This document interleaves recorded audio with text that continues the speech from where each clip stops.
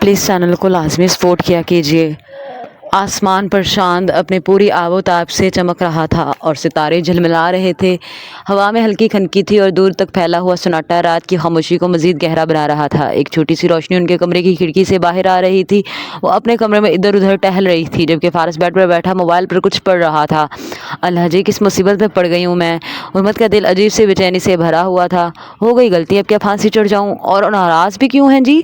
मेरा दुपट्टा उतरा था, मुझे तकलीफ़ पहुँची थी, तो अब जो खुद मुझे तकलीफ़ दे रहे हैं, जानते हैं ना मोहब्बत करने लगी हूँ इसलिए यूं कर रहे। मर्द होते ही ऐसे हैं, ज़रा सा बीवी ने इजहार कर दिया फौरी बाहों देने लग जाते। और फारस हमेशा खुद को इतना होशियार समझते हैं जैसे बाकी सब तो बेवकूफ़ हैं। हाँ चलो मान ले मैं थोड़ी बेवकूफ़ हूँ तो क्या हुआ, अल्लाह पाक की मसलत होती। मदरसे वाली आंटी कहती थी कि अल्लाह देख कर जोड़ी बनाता। अगर बीवी तेज तरार हो तो से शौहर सीधा साधा मिलता, और अगर वो मासूम हो बेवकूफ़ हो तो उसे होशियार और बहादुर शौहर मिलता। अब हमारी जोड़ी भी ऐसी है तो क्या करूँ, एतबार कर लेती हूँ, क्या करूँ, सबको अपने जैसा समझ लेती हूँ। लगता ही नहीं कि कोई इंसान किसी इंसान के साथ ये सब कर सकता।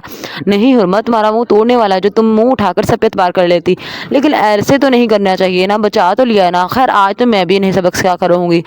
वो गुस्से में खुद ही दिल में सवाल कर जवाब कर रही थी और फारस उसके चेहरे का तार चढ़ा उसे कतल ला तल्लुक नहीं था।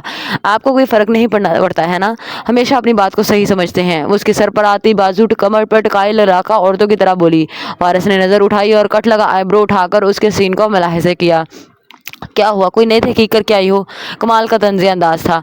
आपको मजाक सूझ रहा है, मैं संजीदा हूँ, वो गुस्से से चिल्लाई। अच्छा, वो मसनूई हैरान होता गाल पर दायां हाथ रख कर बोला। तो तुम संजीदा हो तो फिर बताओ क्या संजीदगी से सोच कर आई हो? उसके दोबारा तंज पर हुरमत ने कुछ पल के लिए सोचा, क्योंकि उसे समझ नहीं आ रहा था कि क्या जवाब दे। उसे पता था कि फारस के सवाल हमेशा इतने पेचीदा होते थे कि वो कभी सही जवाब नहीं दे पाई। उसे हर बार लाजवाब कर डालता था।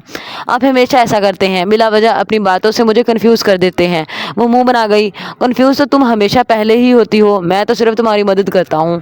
अब मेरे ख्याल में आप अपनी बोंगियाँ कुछ दूर जाकर फरमाएं, मुझे कुछ काम है, इवन मुझे रेस्ट दरकार है। वो संजीदगी से कहता वापस मोबाइल पर झुका तो हुरमत ने गुस्से में उससे मोबाइल झपटना चाहा, मगर फारस ने चालाकी से हाथ परे करके मोबाइल उसकी पहुँच से दूर कर दिया। अब नहीं, तब तुम मोबाइल आसानी से इसलिए फेंक गई थी क्योंकि मोहब्बत का धोखा दिया था। अब तुम मोबाइल तो क्या ध्यान तक नहीं हटा सकती। उसका अंदाज हुरमत को तज़हीक आमेज लगा। आप मुझे चैलेंज कर रहे हैं? उसने हाथ बांधे भुएं स्केट कर सवाल किया, जबकि फारस ने बिना जवाब दिए फ़ोन में ही तवज्जो रखी। उसके ऐसे अंदाज देखकर वो मज़ीद सुलग जाती थी, इसलिए उसने एक गहरी सांस ली और गुस्से में पास आकर फारस की तरफ झुक गई। आपको लगता है कि आप बहुत ज़हीन हैं? नहीं, मुझे यकीन है, लेकिन मुझे लगता है कि ये तुम्हारे दिमाग के स्क्रू सारे ढीले हैं। उसने कंधे झुकाए। हुरमत ने चेहरे पर मसनूई नाराज़गी के साथ अपनी आंखें उसकेड़ी और फिर अचानक एकदम मुस्कुराते हुए बोली, अच्छा तो आज देखते हैं आपकी ये जहानत कितनी काम आती है।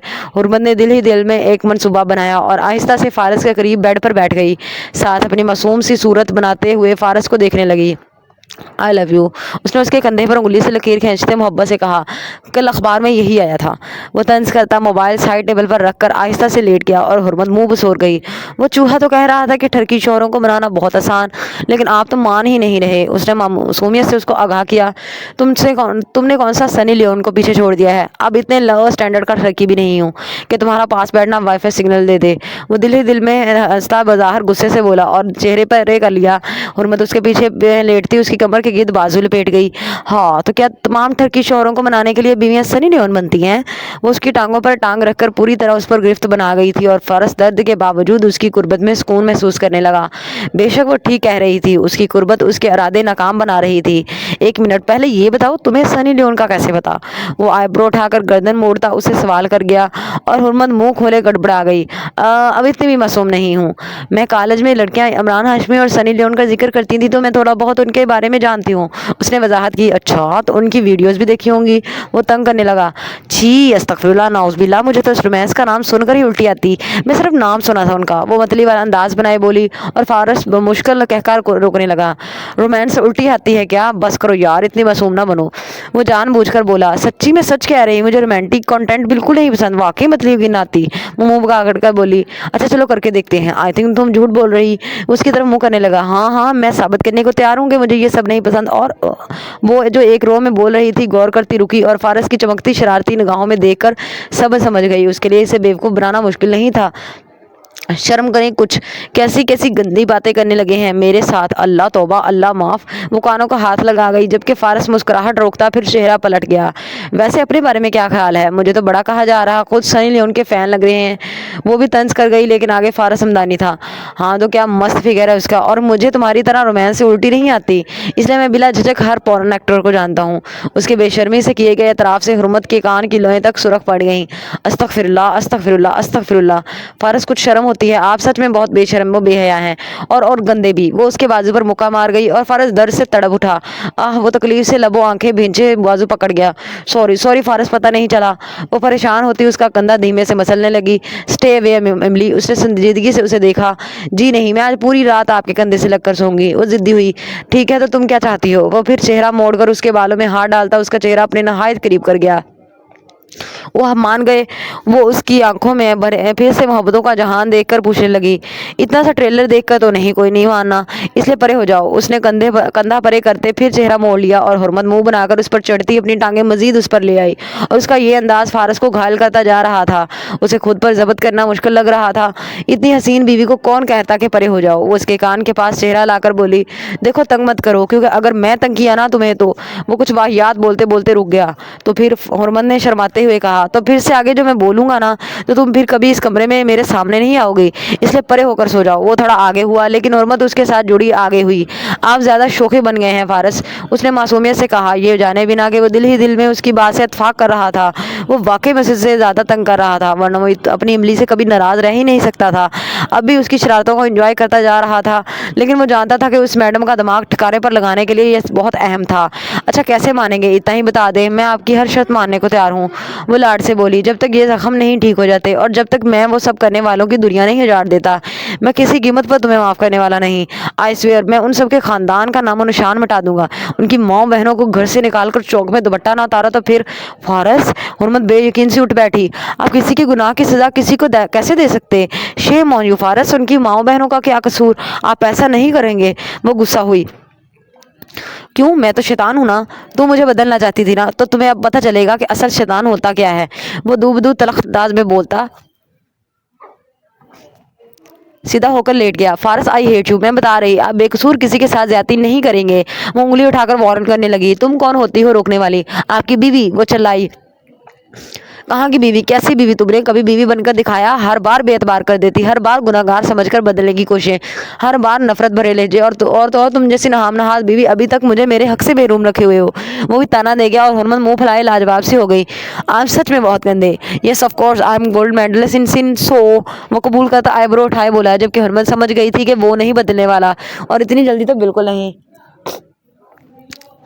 پھر غصے سے تو قابو نہیں آنے والا تھا، اس لیے نہایت پیار سے اس کے سینے پر نرم و دباؤ دیتی اس کی داڑھی پر لب رکھتے مسکراہٹ بکھیری۔ فارس بدلتے الفاظ پر تھوڑا حیران ہوا۔ میں آپ کو آپ کا حق دوں گی، لیکن آپ وعدہ کریں کہ آپ کسی بے گناہ کو سزا نہیں دیں گے، ان گھٹیا مردوں کا بدلہ ان کی کمزور عورتوں سے نہیں لیں گے۔